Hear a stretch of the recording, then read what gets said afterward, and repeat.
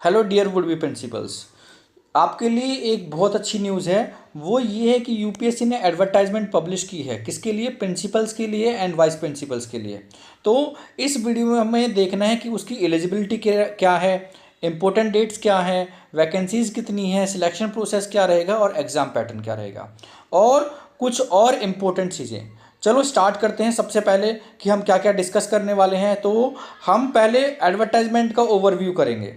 Advertisement का overview मतलब कि एडवर्टाइजमेंट में क्या क्या दे रखा है आपको, नंबर ऑफ वैकेंसीज क्या हैं, इंपॉर्टेंट डेट्स क्या हैं, सैलरी स्ट्रक्चर क्या रहेगा, सिलेक्शन प्रोसेस क्या रहेगा, आपको कितना एक्सपीरियंस चाहिए, प्रिंसिपल के लिए कितना, वाइस प्रिंसिपल के लिए कितना और एज लिमिट की क्या रिक्वायरमेंट है। तो जो सबसे पहले हम बात करते हैं वो है कि वैकेंसीज कितनी है। वैकेंसीज प्रिंसिपल के लिए 124, वाइस प्रिंसिपल्स के लिए 704। तो टोटल 828 वैकेंसीज हैं, जो एक बहुत बड़ा नंबर है। और ये आपकी यूपीएससी ने पब्लिश की है। एडवर्टाइजमेंट नंबर 51/2026, ये चेक कर सकते हो आप। और ये ग्रुप ए की वैकेंसीज हैं। किसकी? ग्रुप ए की गैजेटेड वैकेंसीज हैं। नेक्स्ट, इसमें इंपॉर्टेंट डेट्स की बात कर लेते हैं। इंपॉर्टेंट डेट्स की बात करें तो जो आपकी एप्लीकेशन है वो ऑलरेडी स्टार्ट हो चुकी है 25 जुलाई से। लास्ट डेट आपको याद रखनी है 14 अगस्त, लेकिन उसमें 6 बजे से पहले का लिखा हुआ है आपको। लेकिन आप ट्राई करना जितना जल्दी हो सके फिल करने का, लास्ट डेट की वेट नहीं करनी है। सबसे इम्पोर्टेंट चीज़ जो आप में से ज़्यादातर लोगों ने ध्यान नहीं दी होगी कि इसमें आपको एग्ज़ाम डेट दे रखी है एडवर्टाइजमेंट में ही, एंड दैट इज़ 1 नवंबर 2026। और ये कंबाइंड रिक्रूटमेंट टेस्ट है, मींस प्रिंसिपल्स वाइस प्रिंसिपल के लिए सेम एग्ज़ाम होगा, सेम डे एग्ज़ाम होगा। और इंटरव्यू की बात करें तो ये आपको बाद में यूपीएससी बाद में नोटिफाई करेगा, जब आपका पेपर हो जाएगा, रिजल्ट आएगा उसके बाद में। एप्लीकेशन कैसे अप्लाई करना है आपको पता है, ऑनलाइन अप्लाई करना है। रिक्रूटमेंट कौन कर रहा है? यूपीएससी कर रहा है। टोटल नंबर ऑफ वैकेंसीज़ की हम बात कर चुके हैं, अभी कितनी है? टोटल 828 हैं, जिसमें प्रिंसिपल्स की 124 है, वाइस प्रिंसिपल्स की 704 है, और दोनों मेल्स एंड फीमेल्स के लिए आपको अलग अलग दे रखी हैं। सेम चीज़ जो मैंने अभी आपको बोली थी कि इंपॉर्टेंट टिप्स क्या है, लास्ट डेट का वेट नहीं करना है, अभी केयरफुली फिल कीजिए। अपना एलिजिबिलिटी क्राइटेरिया क्या क्या है वो चेक कर लीजिए, जो अभी हम नेक्स्ट पेज पे डिस्कस कर लेते हैं कि प्रिंसिपल्स के लिए कितना एक्सपीरियंस चाहिए, वाइस प्रिंसिपल के लिए कितना एक्सपीरियंस चाहिए। तो देखो, जो कॉमन क्वालिफिकेशन है वो है कि आपके पास पहली बात मास्टर डिग्री होनी चाहिए, साथ में आपके पास बीएड होनी चाहिए। अब प्रिंसिपल के लिए आपके पास 10 इयर्स का एक्सपीरियंस होना चाहिए। किसका? वाइस प्रिंसिपल का हो, पीजीटी का हो, टीजीटी का हो या कंबाइंड हो, चलेगा। क्या प्राइवेट का या गवर्नमेंट स्कूल्स किसका एक्सपीरियंस होना चाहिए? तो एडवर्टाइजमेंट में लिखा हुआ है रिकॉग्नाइज्ड स्कूल्स होने चाहिए। बस, ये कहीं भी नहीं लिखा हुआ कि आप गवर्नमेंट वाले ही अप्लाई कर सकते हैं, तो बाकी लोग भी इसमें अप्लाई कर सकते हैं। डिज़ायरेबल क्वालिफिकेशंस आपको इतना खास देखने की ज़रूरत नहीं है। एज लिमिट, प्रिंसिपल्स की बात कर रहे हैं तो जनरल, ईडब्ल्यूएस और यूआर, अनरिजर्व्ड और ईडब्ल्यूएस के लिए 50 ईयर्स, ओबीसी के लिए 53 ईयर्स मैक्सिमम एज लिमिट, और एससी एसटी के लिए जो एज लिमिट है वो है 55 ईयर्स। पे लेवल आपका 12 रहेगा। प्रोबेशन पीरियड है इसमें, हाँ 1 साल का प्रोबेशन पीरियड है। ग्रुप ए की वैकेंसी है, और ऑफ कोर्स आपको पता है इसका हेडक्वार्टर कहाँ पे है, तो वो हमें ज़्यादा चेक नहीं करना है। बेसिक चीज़ क्या है, आप अपना एक्सपीरियंस देखिए, क्या 10 साल का आपके पास एक्सपीरियंस है, क्या आपके पास एजुकेशन क्वालिफिकेशन है, आप इस एज लिमिट में आते हैं तो आप अप्लाई कर सकते हैं। वाइस प्रिंसिपल्स की एलिजिबिलिटी क्राइटेरिया हम चेक कर लेते हैं। तो वाइस प्रिंसिपल का एलिजिबिलिटी क्राइटेरिया क्या है? इसमें आपको बहुत रिलैक्सेशन है। मींस देखो, दो चीज़ तो जो कंबाइन है वो तो सेम है। कौन कौन सी? देखो, मास्टर डिग्री तो आपके पास होनी चाहिए और बीएड होनी चाहिए। इसके साथ क्या, या तो आपके पास 2 साल का एक्सपीरियंस हो पीजीटी का, या फिर 3 साल का एक्सपीरियंस हो टीजीटी का, दोनों में से एक भी चलेगा। ठीक है। उसके बाद एज लिमिट की बात करें, यूआर के लिए 35, ओबीसी के लिए 38, एससी एसटी के लिए 40, और पीडब्ल्यूडी के लिए जैसा गवर्नमेंट ने नोटिफाई कर रखा है सेम ऐसे। क्या इसमें रिलैक्सेशंस हैं? रिलैक्सेशन सभी के लिए हैं। आप गवर्नमेंट एम्प्लॉय हो तो उसके अकॉर्डिंग आपकी रिलैक्सेशन अलग है, तो आपको वो चेक कर सकते हो अपने हिसाब से। ग्रुप ए की वैकेंसीज़ हैं सेम, लेवल 10 7 CPC के हिसाब से सैलरी आपकी। एज लिमिट और एज रिलैक्सेशन की जो अभी हम बात कर रहे थे, तो PWBD के लिए 10 ईयर्स का, सेंट्रल गवर्नमेंट एम्प्लॉयज़ के लिए कितना है 5 ईयर्स का, एक्स सर्विसमैन के लिए अगेन लिखा हुआ है कि जैसे आपके रूल्स हैं सेम वही रहेंगे। और मैक्सिमम और मिनिमम एज लिमिट्स दोनों के प्रिंसिपल वाइस प्रिंसिपल की हमने पहले भी डिस्कस कर लिए हैं, तो इसमें भी आपको बता दिए कि 50 35 आप एक सीट में भी देख सकते हो कि कितना कितना आपको एक्सपीरियंस चाहिए। एज कैलकुलेट कैसे करनी है, closing date of online application के हिसाब से आपको जितने भी एज है वो कैलकुलेट करनी है, एक्सपीरियंस है वो कैलकुलेट करना है। ठीक है, कहाँ से कहाँ पे लिखा हुआ है, क्लोजिंग डेट के हिसाब से आपकी जो एज है वो क्लोजिंग डेट के हिसाब से रहेगी कि मैं फर्स्ट डे 35 का था, अभी बाद में हूँ नहीं हूँ, तो क्या चेक करना है आपको, जो भी एजेस वगैरह चेक करनी है क्लोजिंग डेट के हिसाब से चेक करनी है। नेक्स्ट इंपॉर्टेंट चीज़, ऑनलाइन एप्लीकेशन की प्रोसेस। तो आप अपने डॉक्यूमेंट्स रेडी कर लिए होंगे, आपने नहीं किए तो रेडी कर लीजिए। Passport size photograph, signature, educational qualification, experience certificate, और बाकी अगर आपके पास दूसरे सर्टिफिकेट्स की आपको ज़रूरत है कैटेगरी का या PWBD का, तो वो आपके पास होने चाहिए, और एक वैलिड फ़ोटो ID। तो साथ में पूरा आपको प्रोसेस बता रखा है, सेम लास्ट डेट होने से पहले भर लीजिए।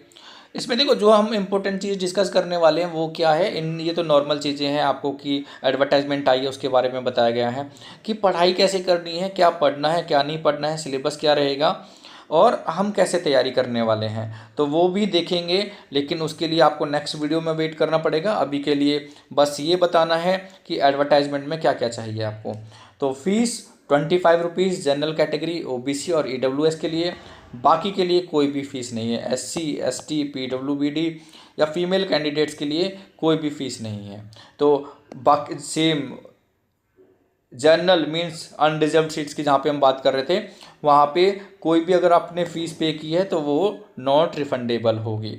और पेमेंट क्या करनी है, डेट ख़त्म होने से पहले, मीन्स आपका कंप्लीट फॉर्म हो जाना चाहिए, और साथ में आपको पेमेंट रिसिप्ट और जो आप फॉर्म भर रहे हो उसकी PDF आपको रखनी है, बाद में काम आएगी।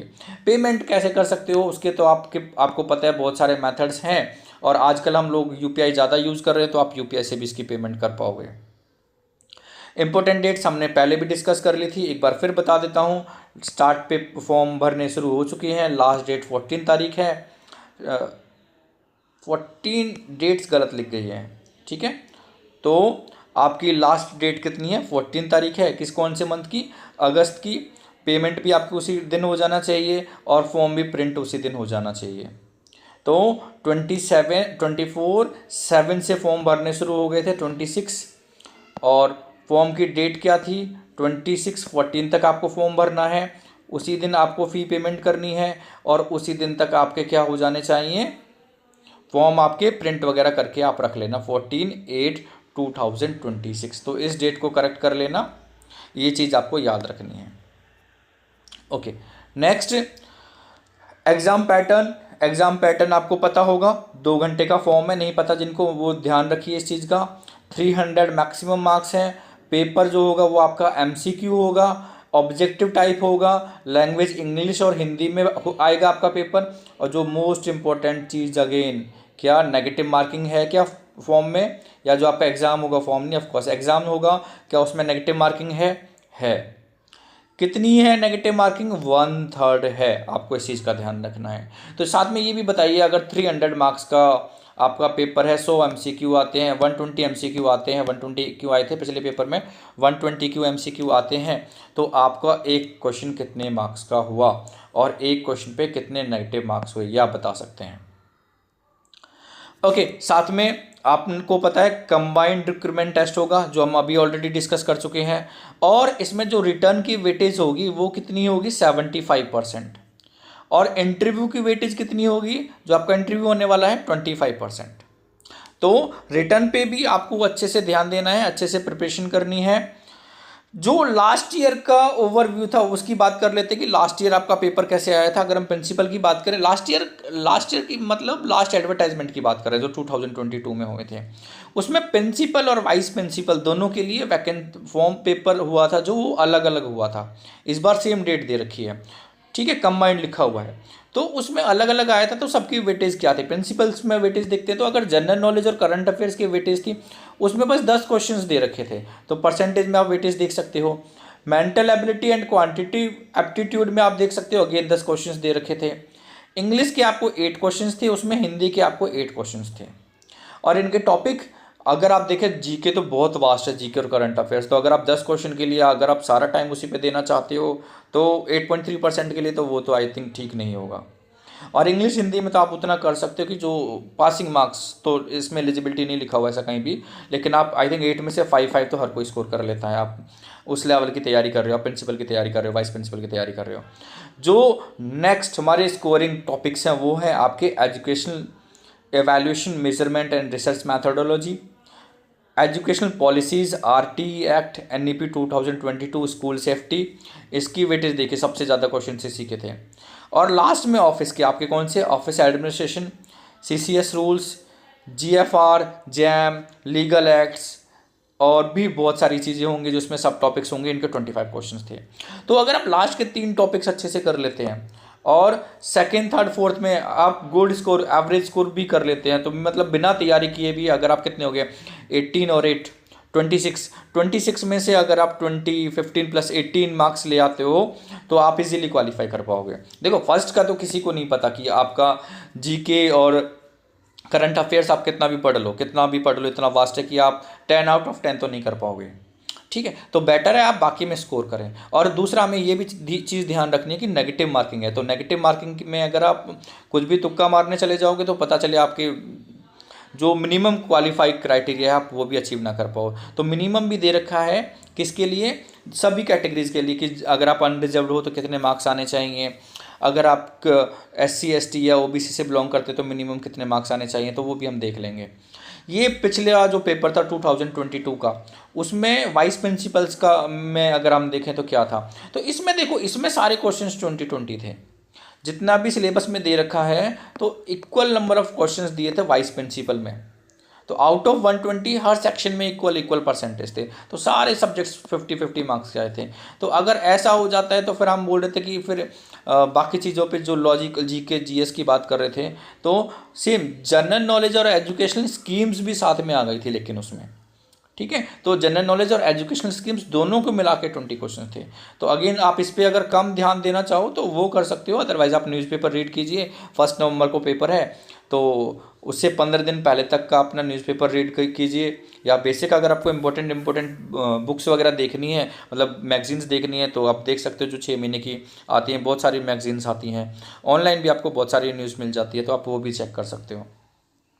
अब देखो इसमें मैंने लिख तो दिया है कि आप कौन कौन सी रेफ़र कर सकते हो, लेकिन मैं ये कहूँगा कि आप इनके लिए, इतनी चीज़ों के लिए ना ही पढ़ो, या सिंपल कोई पतली सी बुक लेके उसमें से कर लो तो ज़्यादा अच्छा है। क्योंकि अगेन मैक्सिमम 20 मार्क्स के लिए, मैक्सिमम भी कहाँ था उसमें हमने देखा था एजुकेशनल पॉलिसीज और थी प्रिंसिपल वाले में, तो उन 20 भी नहीं, अगर लेस देन 10 क्वेश्चंस आते हैं आपके जीएस और जीएस, मतलब आपका 10% भी नहीं बन रहा। जब हमने प्रिंसिपल वाले में देखा था तो कितना था, 8.3% था। उसके लिए अगर आप मैक्सिमम टाइम यूज़ करते तो आप अपना टाइम वेस्ट कर रहे हो, आप ये कह सकते हो। ठीक है, तो से और इसमें आपकी साथ में इंग्लिश और हिंदी की बात और करते हैं हम। इंग्लिश भी हो गया, रीजनिंग एप्टीट्यूड तो चलो आप पढ़ सकते हो अगर आपका वीक है, और अगर आप मैथ्स फिजिक्स इन बैकग्राउंड से हैं या फिर आपका पहले से इंटरेस्ट रहा है इन चीज़ों में, तो आपको तो आता होगा, तो थोड़ा बहुत ध्यान देने की ज़रूरत है। सेम आई थिंक इसमें हिंदी मिस हो गया, तो आप हिंदी भी में भी आपकी मर्जी है, आपको 8 क्वेश्चंस के लिए पढ़ना है नहीं पढ़ना है। अगर तो कंबाइन भी देखे तो दोनों में भी 20 क्वेश्चंस बन रहे थे आपके। तो इम्पोर्टेंट चीज़ जो हमें ध्यान देनी है वो ये है सभी के लिए, क्योंकि ये एक तो सबसे ज़्यादा वास्ट सिलेबस इसी का है। तो आप कौन कौन सी बुक्स उठा सकते हो, इनके लिए कौन सी तैयारी कर सकते हो, तो नंबर 1 जो स्कूल में आप ऑलरेडी पढ़ा रहे हो तो वहाँ पे आपके जितने भी CPD या बाकी के कोर्सेज चल रहे हैं आप वो देख सकते हो। साथ में आपको जिस भी चीज़ का इंचार्ज बना रखा होगा शायद आपको वो रूल तो आते होंगे, उसके अलावा भी बाकी आप अपने फ्रेंड्स की हेल्प ले सकते हो, जो आपके कलीग्स हैं उनकी हेल्प ले सकते हो। और आपके निष्ठा ट्रेनिंग मॉड्यूल्स हो गए, प्रीवियस ईयर क्वेश्चन पेपर्स हो गए UPSC के या फिर KVS के प्रिंसिपल्स वाइस प्रिंसिपल्स के, आप उनको रेफ़र कर सकते हो। ठीक है। अदरवाइज़ और भी आपको पता है, अदरवाइज़ मैं वीडियो बनाने वाला हूँ तो आप उनको भी रेफ़र कर सकते हो, या बाकी और वीडियोस बन रही हैं, बाकी बहुत सारे यूट्यूब चैनल्स हैं। बस किसी भी यूट्यूब चैनल पे नहीं चले जाना है, ऐसा नहीं करना कि किसी भी यूट्यूब चैनल को खोल के क्लिक कर लिया और देखने लग गए। तो आपको एक तो ये रहना चाहिए कि पहले ही प्लान बना लेना कि पढ़ना क्या है और क्या आपको छोड़ना है। अपने टॉपिक के हिसाब से आपकी वीकनेस क्या है, आपके स्ट्रॉन्ग पॉइंट्स क्या हैं, उसके हिसाब से आपको डिसाइड कर लेना है कि आपको क्या पढ़ना है और क्या छोड़ना है। उसके बाद वो उसका पूरा पैटर्न, अगेन मैं एक वीडियो इसके ऊपर भी बनाने वाला हूँ कि हम कितनी वीडियोस करने वाले हैं, उसमें क्या क्या टॉपिक्स कवर करने वाले हैं। तो आप उसका भी रेफ़र ले सकते हो कि इंपॉर्टेंट टॉपिक्स क्या हो सकते हैं। अगर आप में से उसमें से कुछ टॉपिक्स छोड़ना चाहते हो या आपके स्ट्रॉन्ग हैं तो उस हिसाब से भी आप देख सकते हो। लेकिन ये नहीं करना है कि बस एक वीडियो चलाई उसका देख लिया, दूसरे की वीडियो चलाई उसका देख लिया। अपना आपका सिलेबस कवर होना चाहिए। अगर आपका सिलेबस कवर नहीं हुआ तो फिर कोई फ़ायदा नहीं है आपकी तैयारी का। तो अभी से प्लान बनाइए, हम भी उसी के साथ करते हैं, प्लान के साथ ही करेंगे। थैंक यू इसके लिए। और हमें क्या पढ़ना है क्या नहीं पढ़ना है इसके लिए आप नेक्स्ट वीडियो देख सकते हैं। Thank you so much.